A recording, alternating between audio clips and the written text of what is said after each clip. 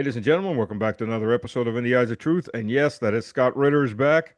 I don't think I need to introduce him. If you don't know who he is, then you've been living under a rock for the last 3, 4 years. Time to get out from under the rock. Or in the U.S. Basis case, time to get out from Iraq. Um, Well, yeah. yeah.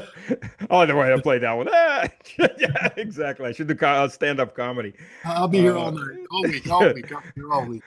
try the kidneys and tip your waitresses. Tip your Uh, waitress. That's yeah. right. So speaking of comedy routines, I don't have the clip because I'm trying to find it, but I listened to a video of it. It was in another video where Mr. Orange Man, Emperor of Mankind, has stated that the U.S. can fight this war forever. We have many unbelievable weapons, and we're not running out of anything, and we just can keep doing this forever. Yeah, except he caveated that. He said that we have medium to high tier ammunition. And of course, endless quantities forever. We have forever war. But then he said, but the top tier, we have problems. And he started blaming, Joe Biden not producing it. I built the finest military in the world in my first term, Yeah, but Biden screwed it up and sent all these top tier weapons to Ukraine. And what he's talking about here is air defense. right. And so therein lies the rub, because well, he may have enough dumb bombs. Because the other thing he's not talking about is the fact that we're going to run out of Tomahawk cruise missiles.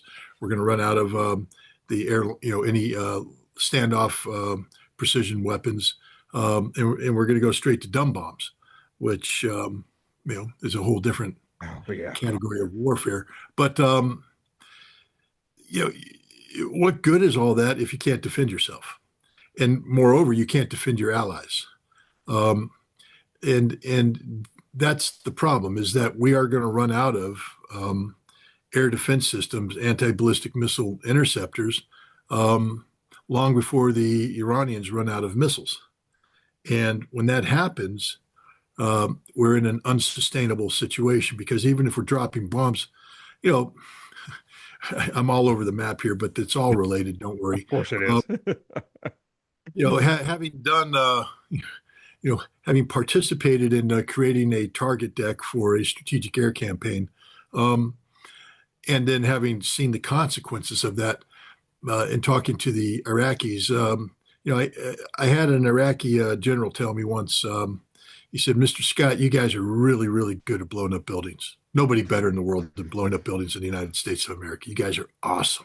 I don't know. The Israelis are runner-ups. They Yeah, they're still not as good as we are. And they, and then he said, "But we're really good at pouring concrete." And he really said, said that. and he said, "Here, the problem is when you blow up our buildings, they're empty because we've evacuated them. And after our concrete cures, we put the stuff back in and we're back in business." Um, and this is the case here. If anybody thinks for a moment that, because all of the targets we're hitting are well-known targets, we're hitting, missile factories, production facilities, we're hitting headquarters buildings, all of which, have addresses in a phone book. So it really wasn't hard to create this target deck. But if you think for a second that these buildings are occupied by anything of value, you're, I need to talk to your dealer, because you obviously are just smoking some really good stuff. And I want some. Just joking, FSB. When I come to Russia, it was just a joke. They're going to be like, "Yeah, okay, come here, Ritter. We're going through your bags." But I think the address of the dealers is in Langley because they've got to be bringing it over to Zelensky and company. I don't want to say Langley either, because the implication is I might be visiting Langley, and that creates a whole new set of issues. We don't want to. Well, we just sort of screwed the pooch on this interview, but The minefield, the minefield. but the point is, we're bombing empty buildings. Yep. That's the bottom line. Was we're bombing empty buildings, and we're not achieving the strategic results that we want. But we're bombing the empty buildings with our best weapons. And so when the time comes to actually do the follow-on targeting, to have the intelligence capability to crack where did they move, where are they hiding it, we're going to need these precision weapons, but we've expended them all. And so now we're going to get into a campaign where we have to send aircraft over target, drop dumb bombs, laser guided bombs, whatever. Um, but we won't have the ability to defend our airfields. And so the places that we're sorting out of, whether it be in Jordan or elsewhere, are going to be hit. And and we lose this war every time. This is a 100% guarantee of American defeat, unless I've got it all wrong, and every target we're hitting is full of the most expensive equipment that Iran ever had, and uh, the Iranian regime will collapse, and the people will rise up, and it'll go just the way Donald Trump wants it. But I don't gamble on on geopolitics. I don't gamble at all unless I'm in Vegas and I have an extra $25 to throw on the Yeah. crap table. But Yeah, the I'm about the same way. yeah, it's like, okay, $25, sure, you can have that, but anything more, no. But the because you just never know. You never know how you you and I are sitting here thousands of miles removed from reality. We can speculate. It's informed speculation, and it's done, I think, free of politicized bias. But we just don't know Right. exactly what's happening. There's always factors out there that we're unaware of that could cause the situation to shift one way or the other. But right now, the betting money is on the fact that the United States is going to run out of the top tier ammunition long before the Iranians run out of their top missiles, and that's a losing equation for the United States and Israel. Look, first half a day, this went from a war on Iraq, an undeclared war in Iraq. I'm sorry, Iran, to a regional war with Iraq and Yemen included, on the Iranian side, to the next day, a religious war with the Shia against the Zionists in Israel, against the U.S., against the Sunnis that are supporting those Zionists. And now it's an economic war. Day three, or I guess we're day. 1 second. We're Day day three. four. Yeah, we're still day Yeah, three. yeah, we're still day three. Wait a minute. Uh, there's so much happening. It's like, what day am I in? Jesus, I'm not getting any sleep anymore. But okay, so day three, now we're in an economic war where there's now targeting each other's infrastructure. And the U.S. runs out of missiles while we're at it, defensive missiles. And the local Arabs are trying to figure out that, there's nothing there to protect us either. What happens to the region? Well, it gets even better than that, though, Stan, because what Trump is saying is we have ammunition everywhere. But what he really meant to say is the last remaining top tier ammunition that we have is in South Korea, Japan, and the Pacific. And so we're going to be taking that ammunition and bringing it into theater. Now, the United Arab Emirates is there, the good, loyal American friend, and they bought $2 billion worth of anti ballistic missile capacity, which they've expended now in 3 days. Yeah, Um, and they're saying we need to re up. We got those yeah, launchers, but we got no missiles. We need to re up. And the United yeah, States is saying, yeah, we're not taking that phone call. Uh, yeah, yeah. these missiles are now going to protect our assets in Jordan and going to Israel. And this is the signal that's being sent to all of the Gulf Arab nations that Israel is far more important than they are, that this facade of American based security was always a facade, make believe, that when push comes to shove, the United States would always abandon the Gulf Arab states in favor of Israel. And this has to be a wake up call to these Gulf Arab states because they've invested so much politically, economically, and militarily into this notion of this American led defensive shield. And now it's being exposed as it doesn't work. It just simply doesn't work. Right, If it worked, these nations wouldn't be struck. They put all of their hopes in this because these are nations that their economy is solely, uh, you know, powered by energy production. right. And now the Strait of Hormuz is closed, pipelines are being blown up, and the production fields are under attack. There's going to be short-term economic disaster for them. Oh, yeah. It can be permanent and become fatal if Iran continues to attack oil production fields themselves, and that's the end of them. These you know extravagant sheikdoms, um, you know, they live on the oil wealth, Right. Right. and to the extent that the population tolerates this, they tolerate it because wealth trickles downhill and they keep people happy and all this stuff. But when they lose that, the people are no longer going to be happy, and the people are no longer going to tolerate the extravagance at the top, and we could see regime change in the Gulf Arab states. We already see Bahrain at risk. Well, The majority 80% Shia. they're out in the streets throwing Molotov cocktails at Hmm. the Bahraini security forces, and the Saudi-backed Gulf Arab countries have sent their emergency forces in. Um, if the Khalifa family finds itself being dragged through the streets in a replay of what happened to the Hashemites in Iraq, um, that's just the beginning, because Yep. it goes downhill. Saudi Arabia is talking about attacking Iran. Now, I Yep. want to remind Suicide. people that the Saudis have, since 2014, tried to defeat Ansarallah, the Houthi, Hmm. and they haven't been able to do that. They weren't able to successfully target them, and the Houthi were able to bring the Saudi campaign to an end by targeting Aramco facilities. Yep. If Yep. Saudi Arabia targets Iran, Iran will destroy the Saudi economy, and it's over. It will be Yep. permanent destruction of the Saudi economy. But moreover, um, Iran will then double down on Bahrain to ensure the Khalifa family is overthrown.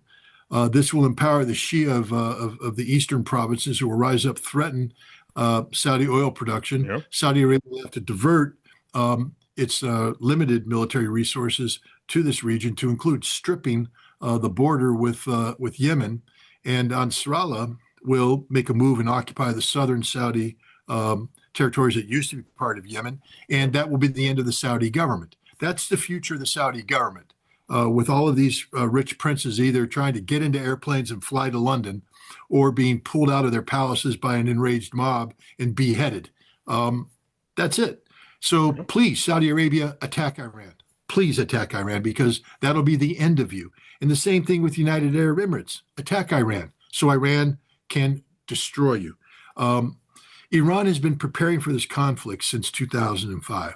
So Yep. for 21 years, Iran has been preparing, stockpiling, assessing the enemy. There's a reason why Iran continues its battle plan without interruption, because it's a well prepared, well thought out battle plan. There's a reason why the United States right now, 3 days into the war, is changing its battle plan completely, because it failed. Yeah. It hasn't accomplished what it wants. And the ignorance of these people, the Israelis and the Americans, into believing that by killing Ali Khamenei, you could achieve regime change. What you did is the exact opposite.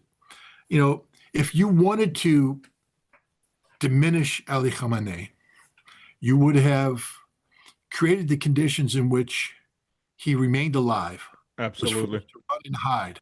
Or if he stood there wanting to be a martyr, you let him live, and you brought Iran down around him. And then you Yep. use AI, you use whatever, and you start spreading images and all this to show that he's a pedophile, he's this, he's that, he's this, he's that. And you diminish him in the eyes of the Iranian people, so that the theocracy is no longer deemed to be the legitimate expression of the political will of the Iranian people. What you don't do with 12er faction of the Shia faith that is built on a foundation of martyrdom that begins with Ali, goes to Hassan, then Hussein, the Battle of Karbala. You don't create another martyr. And what they did is create a martyr. The very first missiles that hit Iran were the six that struck Ali Khamenei's residence, killing him and his 14-month-old granddaughter And and his some son others. too. Yeah. Yep, son and daughter-in-law and things of this nature, murdering them, not killing, Yeah. murdering them. Murder. Murder. But the goal behind that was to get the Iranian people in the streets, and they succeeded. Yeah. Today, millions of people are in the streets, not condemning Khamenei, not condemning the theocracy, but praising him, declaring him to be a living saint. He's in heaven. He's waiting. And we lost the war, the very first missile that hit, Yep. because we guaranteed that regime change will not be the outcome. Yep. And now we're just into a war of existential proportions, where the Iranians have no choice but to fight to the death. And everybody who got involved in this war was thinking it was going to be a quick, easy conquest. And now we have to come to the grips that it's not going to be quick or easy. It's going to be very expensive, and we probably aren't going to win. Um, you know, the foundation of victory is far more solid for the Iranians than it is Oh, for the United absolutely, absolutely. Today I have a video of the first bodies that came back to the U.S. in caskets. Now, officially, there's only four people, four U.S. servicemen who died. I guarantee it's a hell of a lot higher than that. Um, yeah, and this time they've had reporters taking the photos. I guarantee you, the next planes that come in there's going to be no reporters. You got the shots, and just like with Iraq when the reporters were taking too many photos, and they shoot them all away. You know, how many bodies are going to have to come back before Trump has serious political issues? Well, um, first of all, it's not just bodies, though. Understand this, that we have spent well over $100 billion building up military infrastructure Well, in the Middle East. That's all being destroyed. There won't be 27 anything. bases. 27 And so, bases. yeah, and how do we return? I mean, in the past we could evacuate manpower and to return to a place that had one warehouse blown up, one radar blown up, and we can repair that. But now we return to places that are totally devastated. So we would need to rebuild them at a tune of over $100 billion because nothing's ever the cost of replacement. Um, and and where do we get the money, and how much time will that take? So from just a purely infrastructure standpoint, uh, we've already lost this war. But now we go to manpower because that's what tugs at the heartstrings. The United States is better than uh, this. Isn't a ground war. Mhm. There is no potential at this point in time, except for maybe some special operations forces for force-on-force contact. It's at best it's an air war. We still tend to use standoff weapons, so the opportunity for the Iranians to shoot down airplanes, kill pilots, etc., is minimal. The Abraham Lincoln has been sailing safely off the coast using distance as a defense mechanism. Very difficult to hit that. Um, the American forces in the region have been largely evacuated or are hunkering down. So I don't see um, massive casualties on the part of the United States. I think the biggest harm that's going to be done to the U.S. is the $100 billion of infrastructure. Now, if we lose the defensive shield, we're either going to have to pull our aircraft out of Jordan and push them back to Cyprus or even beyond, or run the risk of having them destroyed on the ground by Iranian air attack, and that Yeah. would be a different equation. But we're casualty averse. It doesn't matter that Marco Rubio has bravely said that casualties are a reality of war, and the president says people are going to die. There's nobody out there who who believes that the president can withstand the bad politics of dozens, scores, hundreds of American deaths. And so I believe that we're doing everything we can to keep that number as low as possible. And I do believe it's going to be a relatively low number because we're just not given the opportunity to kill people, but they are destroying infrastructure. And it's not just the military bases. The Iranians know that in addition to the military footprint, they have to get rid of the diplomatic footprint, and they're destroying embassies everywhere. And the U.S. Have they is hit the evacuating. embassies? I didn't hear that they hit the embassies. Oh, they collapsed the roof at the Saudi embassy. The Oh, the really? Bahrain Okay. embassy is gone. The Kuwait embassy is hit. Um, no, they're taking out the diplomatic footprint as well. Wow. So Okay. the Iranian end game is that when this is over, the United States has been evicted from the Middle East. Oh, it looks like you know, and here's one moment where there may be mass casualties. U.S. has got 2,000 troops in Iraq. I mean, except for the guys that are in Iraqi Kurdistan that may get help from the Kurds. Of course, the U.S. just gave the Kurds up to al-Jilani, and they're gone. Their neighbors, Kurds in Syria, to be exterminated. Those guys in Iraq are screwed. They're cut off. What happens when supplies run out? The locals are angry. Now what do? You can't extract them out. You can't get a convoy in there to remove 2,000 troops. You can't fly planes in there with Iraqi anti-air firing on anything that comes in there. What do you do with those 2,000 guys or Well, gals? that's a an interesting question. I believe they would be evacuated through Jordan.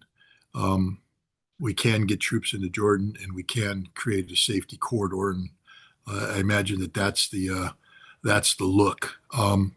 Yeah, if they hunker down, they're going to be victim. But if we take a battalion of Marines and and drive them from the Jordanian border to each of the bases to collect these guys, there's not an Iraqi force that can stand up to them.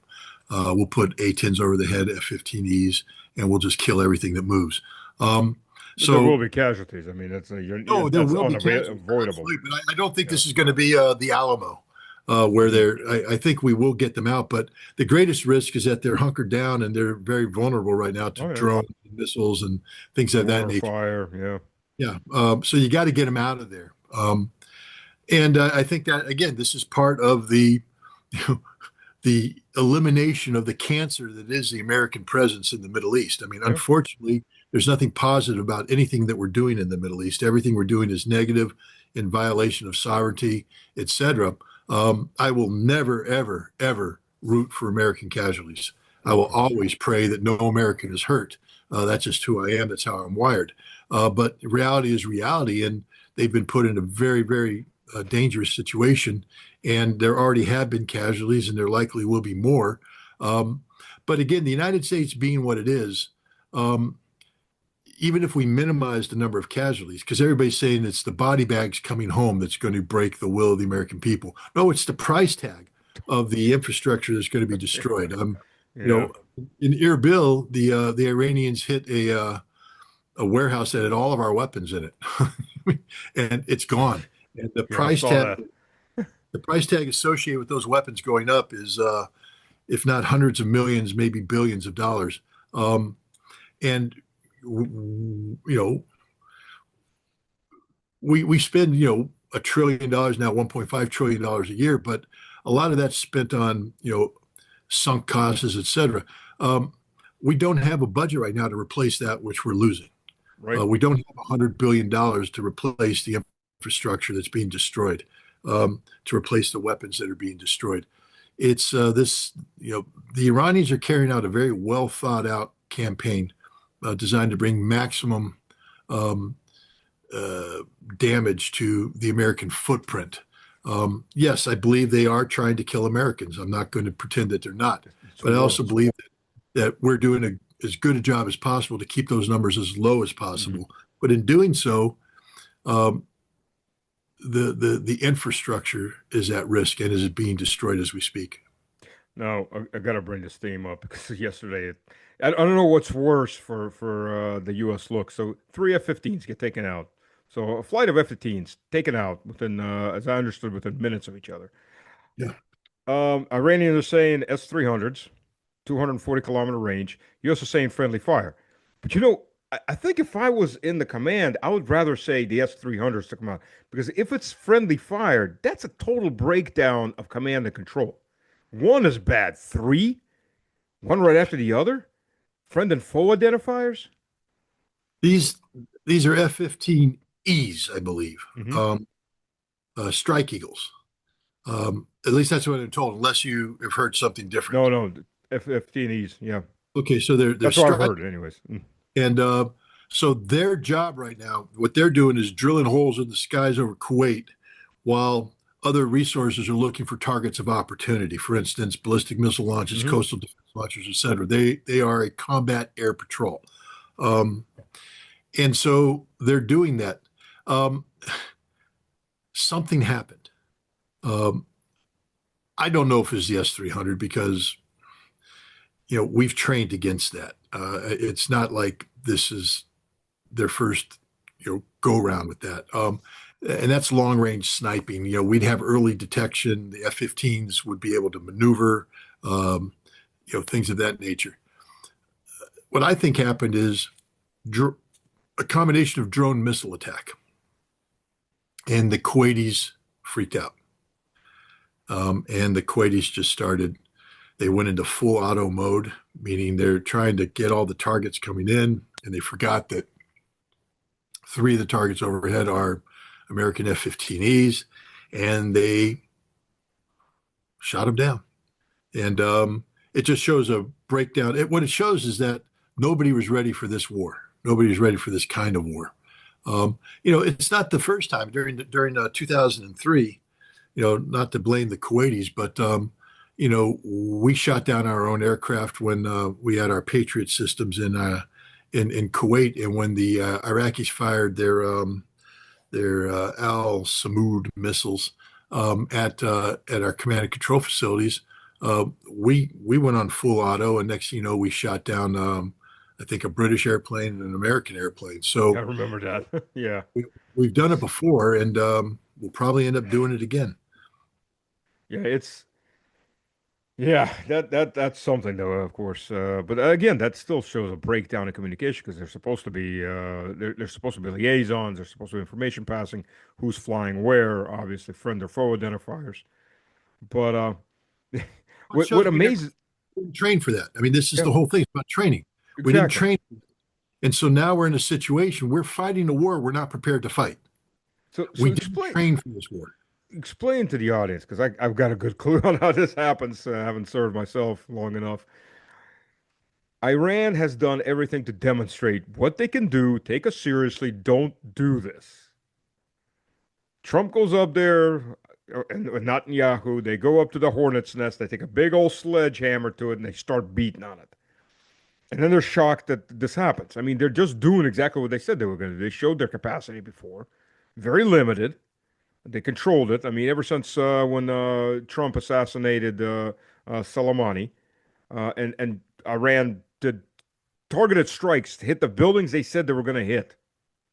So obviously they have targeted capacity to hit pinpoint, and everybody's shocked. Yeah, they've been preparing for this war for, as I said, since 2005. They have a sophisticated understanding of the the realities of the region. They know economically what are the drivers. They understand the energy production business as well or better than anybody because they are under sanctions. So they know the points of vulnerability. They know what breaks down the most. They know what's hardest to replace. Right. Um, and so they've already picked all that out.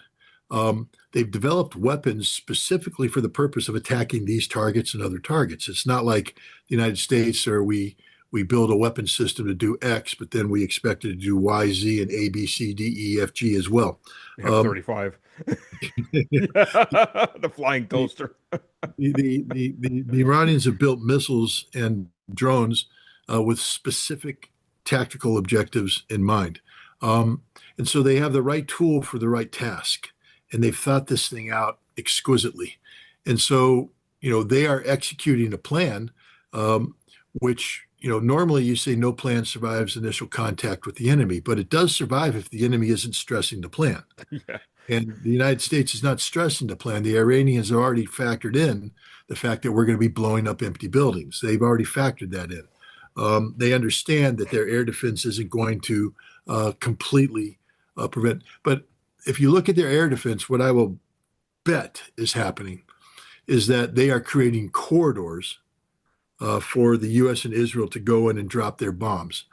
But there's other places that, as we approach, we're getting locked on, Hmm. and we are diverting, and so they are pushing us in a direction where we want to go. I mean, we want to blow up missile production. Where they're pushing us to Parchin, which is the logical place to go. And so we're going to Parchin and we're blowing up the missile production halls, but we're blowing up empty buildings. All of those places have been evacuated. There's nothing of value still there. And the Iranians are okay with that because we're expending our energy while they're blowing the crap out of everything. And the places they want to protect, again, we come down to the ultimate act of stupidity on the part of the United States and Israel to make a case that we are bombing Iran to prevent Iran from getting a nuclear weapon, even though Tulsi Gabbard has said they're not trying to get a nuclear weapon. We know Right. that. But we know that one of the things she said is that the supreme leader, Ali Khamenei, has issued two fatwas, religious edicts, saying it's incompatible with Islam. Now, Right. we know that there's people in Iran who believe that there are exceptions that can be made to fatwas and religious thinking that would justify Iran having a nuclear weapon. And they've made that point repeatedly to Ali Khamenei in the fall of 2024, spring of 2025.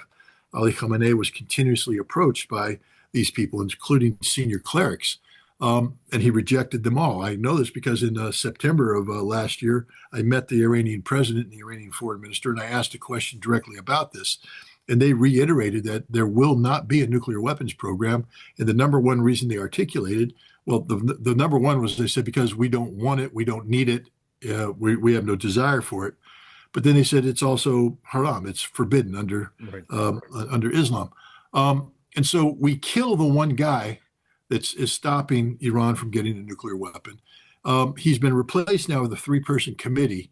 The theologian on this committee is one of the guys who was saying we have to have a nuclear bomb. He's one of the guys that said the fatwa can be reversed under given circumstances.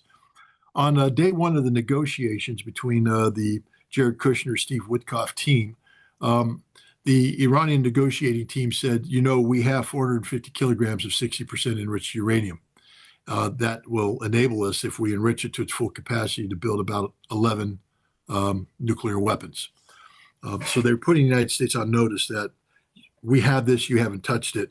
You may want to help us negotiate this away. And the Iranians were trying to negotiate this away.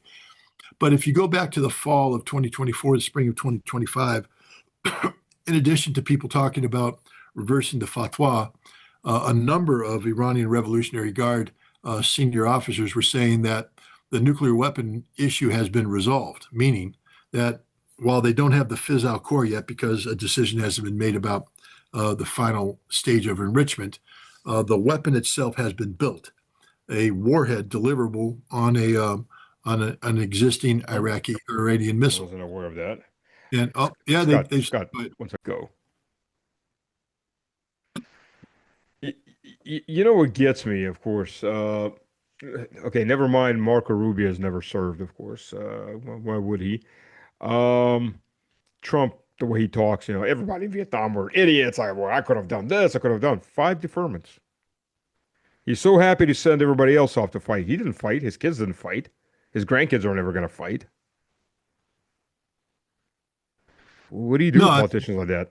but American politicians have always been known for their courage behind a desk and their unwillingness to don the uniform where it counts. Even those who put on the uniform. I'm not denigrating J.D. Vance. He did graduate Marine boot camp, but he was a combat reporter, not a frontline infantryman. Um, and Lindsey Graham, the most uh, bloodthirsty of them all, was an Air Force lawyer. Um, Combat lawyer Graham. his the greatest threat to his life comes from dying of an infected paper cut. Um, even people like Tom Cotton, who did serve in the infantry, he was never really under a meaningful threat. He was in Iraq during a very calm period of time, doing a lot of you know public relations work as opposed to active combat patrolling. Um, the people with the biggest mouths have the shortest combat portfolios. Yeah. The people that actually served, many of them are in favor of this conflict, but you won't see them posturing. They understand what's at stake here. They're more quiet professionals just doing their job. I can disagree with them on policy, but I would never attack their courage or their sense of moral integrity or as I said, physical courage. But none of the people promoting this conflict today are people who know what it means to to strap it on and put yourself on the firing line at risk. And as a result, we get and then the other thing too that it's part of the disease of the American system. We see the men and women who wear the uniform in senior ranks, and no offense to them, but the system's fundamentally broken. There was a time when the U.S. military truly adhered to the concept of apolitical. We didn't really give a damn who you voted for; it's none of our business. You just carried out your mission. But during the time of Ronald Reagan and then George W. Bush or George Herbert Walker Bush, we had 12 years of conservative Republican leadership that was built around the notion of rebuilding a military.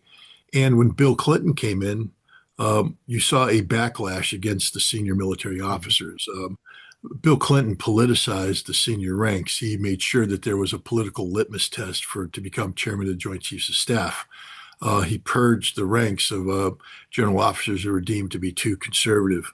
Yep. Um, and then you had 8 years of Clinton doing that, and so when George W. Bush comes in, the trend gets reversed. We go back and we start replacing, um, officers who were deemed to be too Democrat. We put them with Republicans. 8 years of that. Then Obama comes in, and we seesaw back and forth. And the bottom line is, we have a senior, military class that is just turned into a bunch of yes men, literally. Yep. Absolutely. In order to, there was a time when you had to go, to be command selected at the lieutenant colonel level, meaning you're ready for battalion command or squadron command. You had to go to a board, and they looked at your military leadership capabilities. But now they're looking at your politics, Yeah. uh, and so we're selecting people for leadership positions not based upon leadership, but on politics. And then that means from that moment on, every decision they make as they go up the ladder is a political decision. They aren't doing things what's best for their Marines, best for their soldiers, best for their airmen, because the people that do that don't get selected. Yep. They're doing what's best for their political bosses. And so we have, a military leadership right now that is not capable of standing up and saying no, because sometimes ideas are so stupid that you have to say no. Um, and, and this is why we get this Iran situation. We have generals that know we can't win this war, know we lack the resources, but yet only one admiral was fired. Yep. The director of the Joint Chiefs apparently stood up and said we lack the capacity to accomplish this mission, and he was immediately relieved of his command. That means that General Kane and the rest of the Joint Chiefs um, played the game and said, Yep. "Oh yeah, we can do this, but we can't do this." I've only known in the 11 years I served, I knew only two generals, both one stars that I respected, General Griffin and General Herden. The only ones. Every other general by that point, this late 90s, early 2000s, yeah, they were all absolutely, they were all political animals. And you look at them, you know, I had some friends ask me when the conflict with the SMO started, Russia lost several generals on the battlefield. Like, why are Russian generals getting killed? I'm like, because they're fighting generals. U.S. used to have fighting generals that lead from the front. Now they lead from a stack of PowerPoint slides with 1,000-man staff and air conditioning and catered meals. It's totally different mindset to begin with. Yeah, but even if that's the way we, yeah, I'm not going to attack the U.S. military for having a different approach to leader. We just do things differently than the Russians. So the fact that our generals are behind the desk and the Russian generals are out in a truck, that's just the way we fight. Uh, but the Russian generals are military professionals. They're not politicians. Right. American generals are politicians. Um, and that's the problem. We have political generals now, and that's the death knell because political generals aren't looking out for their primary task. They're looking out for themselves. Yeah. And I think one is linked to the other. The more political they are, the less they're likely to get in a truck and drive out to the front and see what the hell's going on for But that may themselves. be, they might be prohibited from that. I mean, That could be too. I know for a fact that regimental commanders in the Marine Corps um, have to be continually reminded that they're not battalion commanders.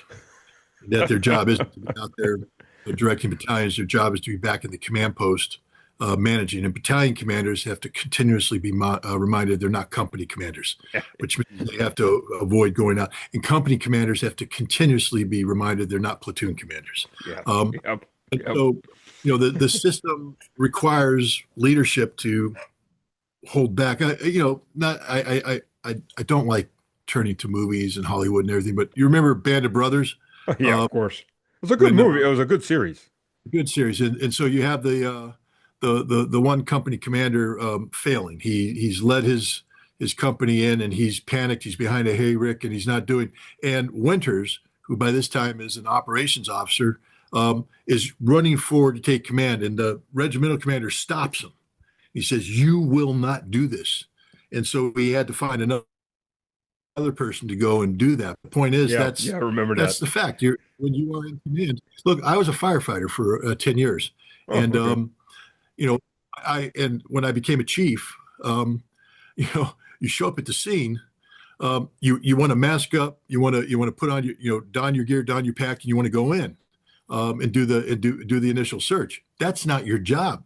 Your job as a chief is to stand by, identify hydrants, look at exposures, and start directing traffic so that the lieutenants in command of the apparatus coming in take their team in. And it's the hardest thing in the world to sit there and say, no, I'm supposed to be first in and all that. But no, you have to sit back Yeah, and start directing traffic. And it's the truest test of leadership at the higher levels is your ability to pull back from trying to lead from the front, even though a good leader always wants to do that. But the job of a fire chief at the scene isn't to be taking a crew in. The job of a fire chief is to be sitting there looking at the big picture, managing resources, making sure apparatus is placed properly. Um, Looking at manpower. We got a team in there. They're going to come out. They're going to need to be replaced. Do I need to call another engine in? Do I have enough ambulances? Things of this nature. And I think that's what happens with military leadership is you go up the ranks. You've just got to basically put. In America, we don't have our generals leading from the front. That has not been a tradition for some time now. Even in the Second World War, when you had famous combat generals, they were continuously, told get back and do what you're supposed to be doing. If I wanted another colonel up front, I'd have another colonel up front. Your job is to take that star back here and do what stars do, which is fine, except don't be political. And right now we have people that are just political. They've got in their positions because, and the other thing is now to get promoted, it's not just about what you do in terms of combat arms or your actual, military occupation specialty.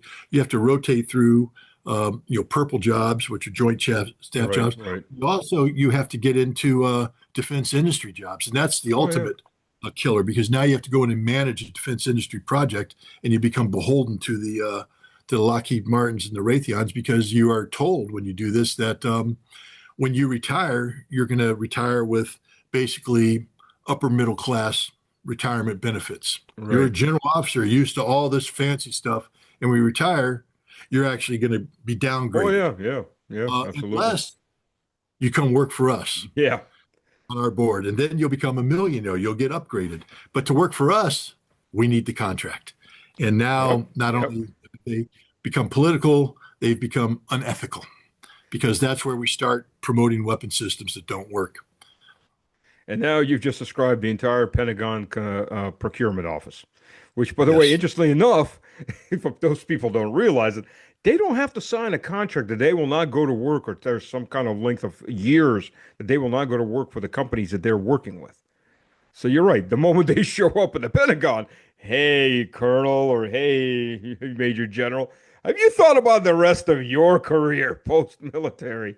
And that's it. We That's had it. guys, I mean, I saw this in the arms control business. When we were in Vodkinsk, we had a military corps, which I was part of, but we contracted the majority of our presence to Hughes Technical Services Company, which then later was bought out by Raytheon, became Raytheon Technical Services Company.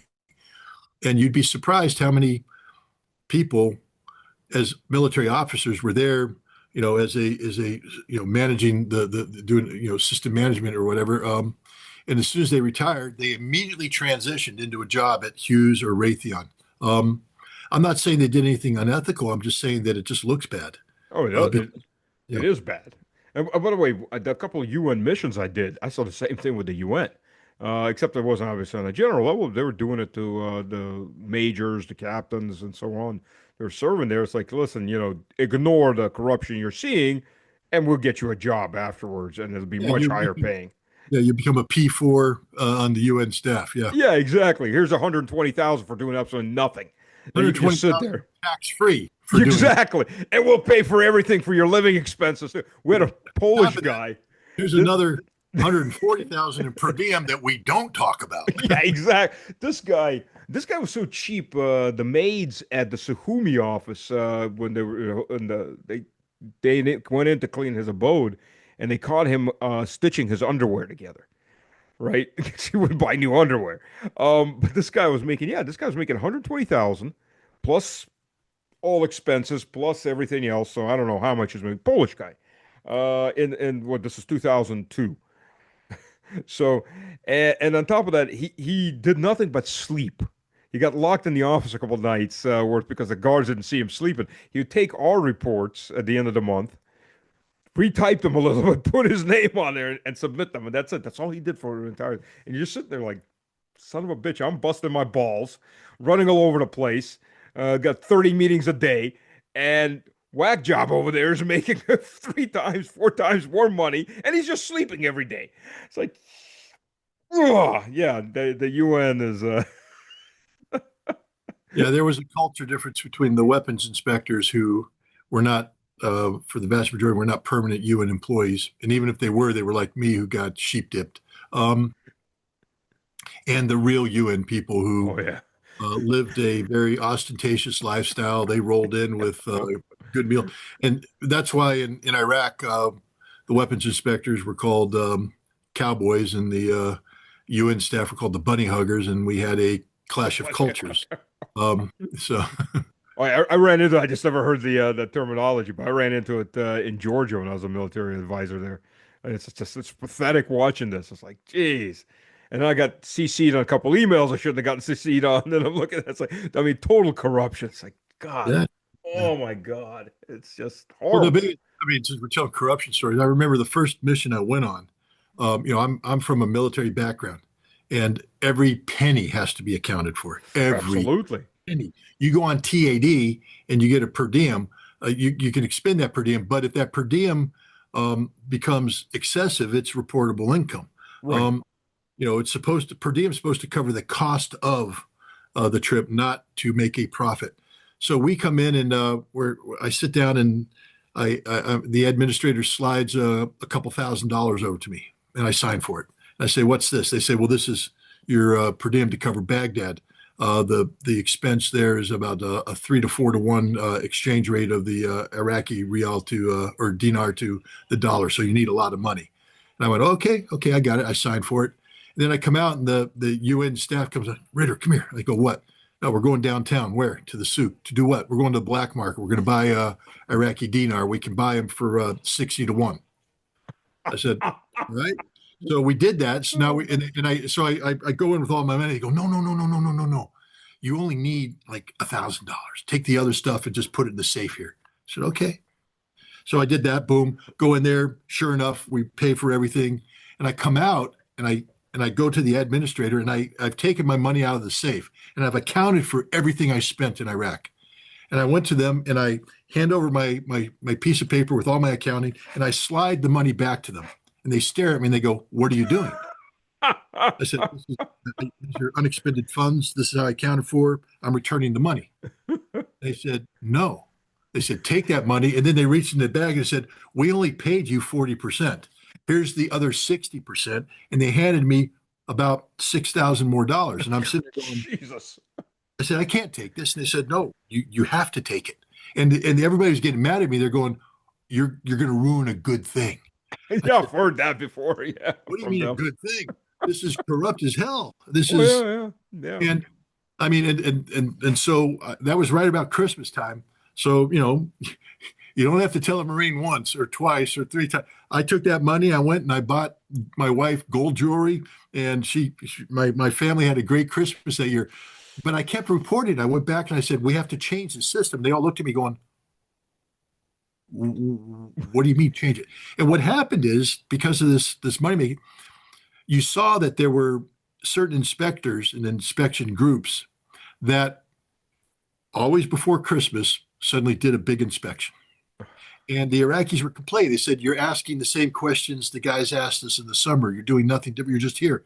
And that's right. They went in there to have an inspection, to get the per diem, to have a good Christmas. The one thing I can be proud of is every time I took a team into Iraq, the Iraqis were scared to death because they knew that I was prepared. I was coming in. I was Right. loaded for bore, and we were gunning. Uh, and they also said that all of your questions were good, all of your points were new. You always caught us in a lie, and you were doing your job. So whatever per diem money we made, we didn't go to Iraq to make per diem money. We went to Right. Iraq to do a job. And to be honest, when my teams came out of Iraq after having guns put into their heads and threatened with death and destruction, I had no problem with the UN handing them money and letting them go off and blow off some steam. I was like, they earned this. These aren't your bureaucrats that went there and ate Yeah. great meals and took two meetings a week and then went home with a wad of money. These are guys that spent the night in the car in the field with guns at their head, being threatened to die, surrounded by Iraqi security forces, always threatened to be taken hostage. And so, yeah, if the UN wanted to pay them a little bit extra money, that's between them and the UN. Yeah, yeah. Well, I saw a lot of that too. That's definitely something. Listen, quick question, and it's hard not to ask this question. And I myself, I don't have an answer. I have a bad feeling, but I don't have an answer. Okay, U.S. runs out of missiles. It's gonna happen. No defensive missiles. I got the photos in from Tel Aviv, where it's starting to get Gaza. It's seriously starting to get Gaza.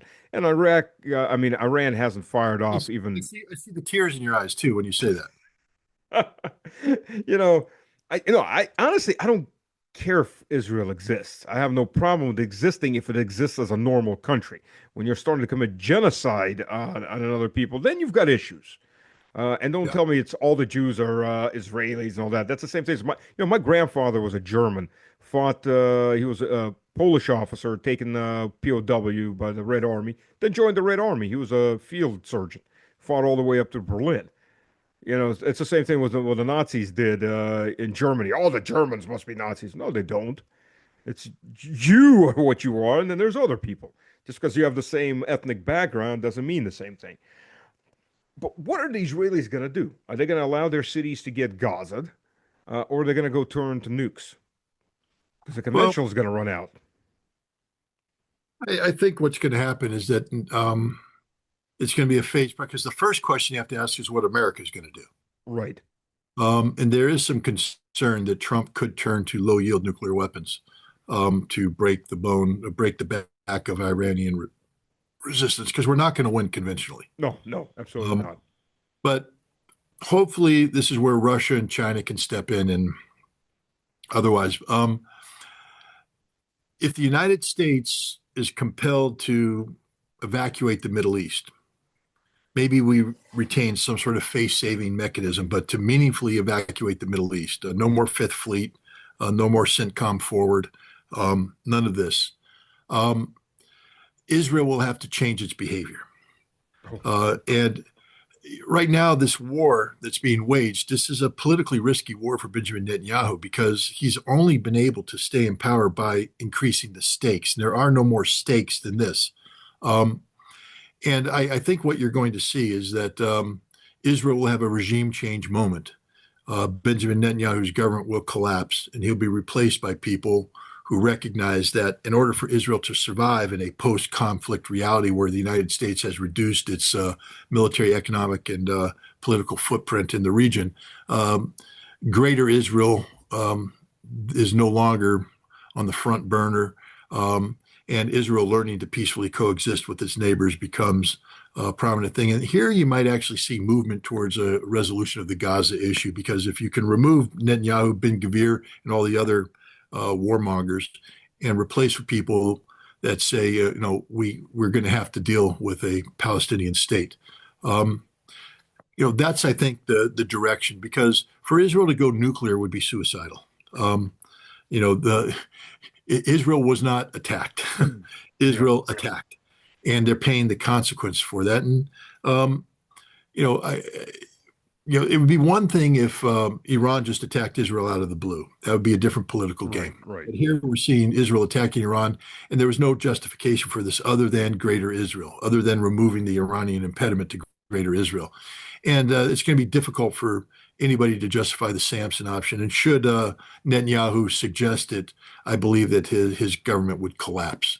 So I think what happens to Israel is you're going to see behavioral change in Israel, political change, regime change in Israel.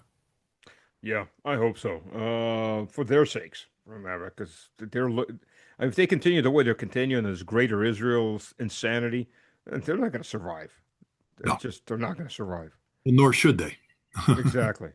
You know, you listen to Smuglich, the financial minister that went into detail to describe we're going to fix the Middle East. You know, we're going to kill off or drive off all the people that live there, and we're just going to take over.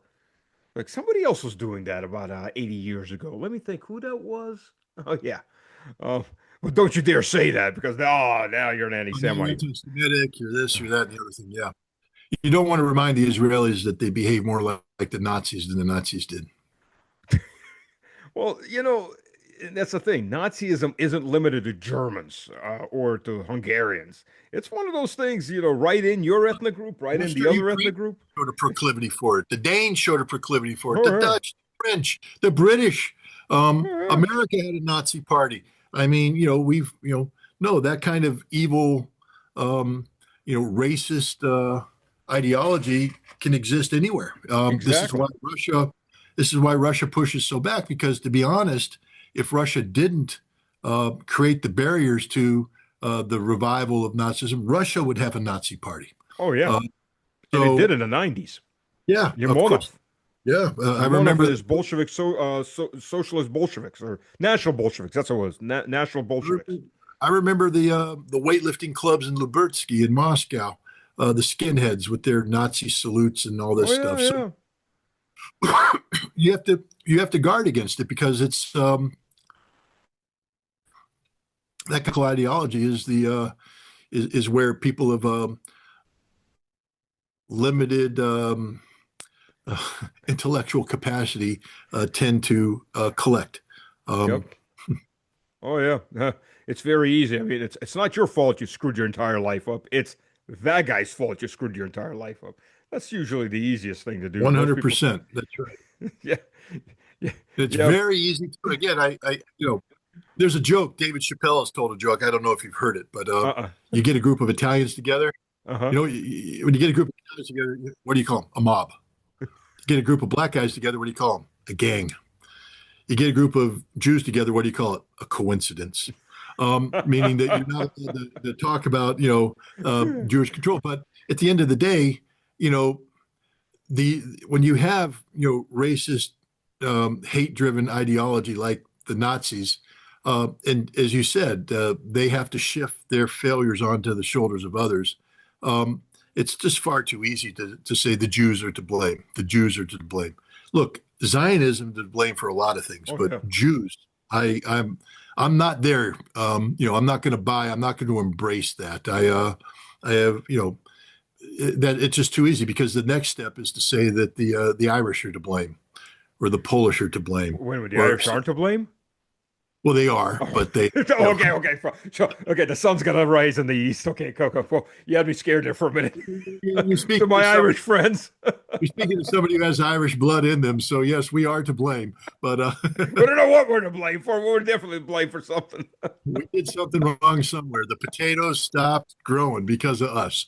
But I've got a bunch of Irish friends, so they're probably listening, going, "Damn it." Che Bao is probably sitting there going, "I'm going to get you, Yeah, you son of Shay's. Well, that's one way to get Shay in a bar finally. Because the last time I had it, we were sat at a bar and had a beer was in Tbilisi when we were covering the elections and the first protest.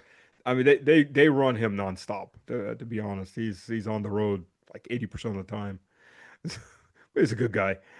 He'll get me back for this. Yeah, well, let's hope that the Israelis come to their senses and don't do anything insane. Um, Well, they've already done something insane. Let's just hope they don't do anything suicidal." Yeah. yeah, yeah, exactly, exactly. Scott, thank you for coming on. Let me know next time you're in Russia. I'm waiting. Got a Well, the grill's still under snow so far, but Well, sooner or later it will be free. all It's right. melting, steadily melting, but still got about a meter of snow to get rid of. So The it, same way. My grill just got liberated. So we still are looking at it about a foot and a half of snow out in the yard, but on the porch, on the deck, the snow finally is gone. So it's been a yeah, heck of a winter. my mother's like, "Is that anti-aircraft fire going?" I'm like, "No, mom, that's the snow coming off the roof." The big thunder and the neighbor's snow coming off the roof. It's like, but I mean, literally, it's about. Well, if we're gonna go standard, it's about a foot and a half. You know, half a meter of snow just piled up on everybody's roofs. It's insane. Sliding off. Yeah. Oh yeah, oh yeah, yeah. It's I mean thunder when it comes down. There's like a train coming off the side. You hear it at night. It's like, "Oh, okay, that's not fire. We'll go back to bed. I'll clean it up tomorrow morning." Thank you, Scott. And like I said, I know we're all busy as hell. Trump's not giving us any time off. No, I'm putting in for overtime. Yeah, I don't know who to put for overtime pay either. Yeah, well, yeah. According to Newsweek, I'm best friends with Vladimir Vladimirovich, so I guess I'll just ask him for more money. He brings me bags of cash on Monday breakfast. You too. Yeah. Wait a minute, he's double timing? Oh, I'm gonna have a talk with him about that. Yeah. You're his former American boyfriend. I'm his Oh, American boyfriend. oh, that's stuff. I'm second best. Oh. Yeah, All right, I boss. read Newsweek and things like that to learn new things about myself constantly. Like, oh, really? Wow. Give American propagandists a moment. We'll come up with some even better stuff. Yes, they will. Yes, they will. All right. Thank you, Scott. Thank you, All everybody, right. for joining. I hope you enjoy it. And if you have any comments, leave them in the comments, and Scott will have the link to it. And till next time, and hopefully live, with a beer. That'd be good. Yeah. Oh, All we right, need boss. one. Yep. Thanks. Cheers. Thanks. Thanks.